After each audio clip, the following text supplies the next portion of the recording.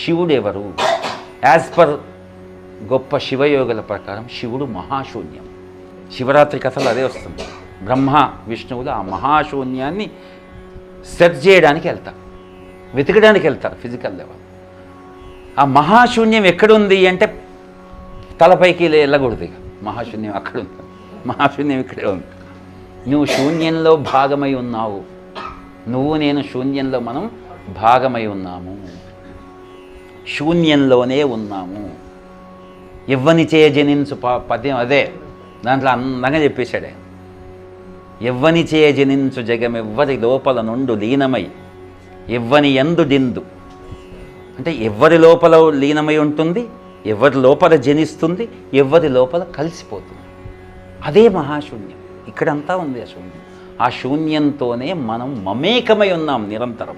శూన్యానికి విడిగా మనం లేము. ఆ శివుడు అని మనం అందంగా పిలుచుకునేటువంటి, మరి శివుడు అని శూన్యం అనేసేయచ్చు కదా సార్. శివుడు అనేందుకు ఎవరి పేరు పెట్టారు? శివంకరం. శివ అంటే శుభంకరమైన, ఆస్పిషియస్ అని అర్థం. శుభంకరమైన కదా. శివము అంటేనే శుభంకరం. శంకర అనే మాటకి రౌడీలకు పేరు పెట్టారు. అది చాలా పేర్లు. ఇప్పుడు శంకర్ అనగానే రౌడీ గుర్తొస్తాడు. కానీ శంకర, శం కరోతి ఇది శంకర. శం అంటే శుభం. షన్నో అస్తు ద్విపదే చతుష్పదే పురుషోక్తం. మనం ప్రధానికి శం మంత్రాలు శంతో స్టార్ట్ అవుతాయి. శం అంటే శుభం.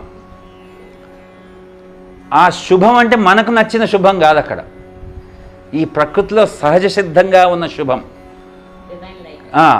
ఆ శివ దానికి ఏ సత్యాన్నైతే నువ్వు తెలుసుకుంటావో, మహాశూన్యాన్ని నువ్వు రియలైజ్ అయినప్పుడు, నీతోనే నీలోనే నీతో విడిపోకుండా, ఎన్నడూ విడిపోకుండా ఉన్నటువంటి ఆ మహాశూన్యం ఎరుక.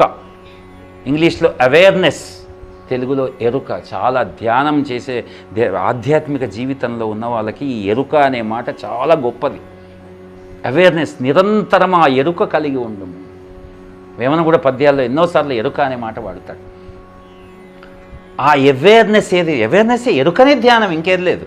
ఆ ఎరుకని నీ చుట్టూ ఉన్నటువంటి అనంతమైనటువంటి అచ్యుతమైన, అనంత అచ్యుత నారాయణుడి పేర్లు కదా, అక్కడ అదే భావం.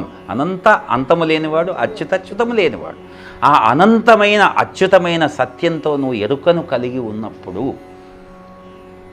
నీలో ఉండేటువంటి, నీకు సిద్ధించే స్థితే శివస్థితి, సచ్చిదానంద స్థితి, శివస్థితి. ఆ శివంకరమైన అంచేత దానికి శివం అని పేరు పెట్టుకున్నారు. శివం అంటే శుభం భూయాత్, శివం భూయాత్ అని కూడా అనొచ్చు.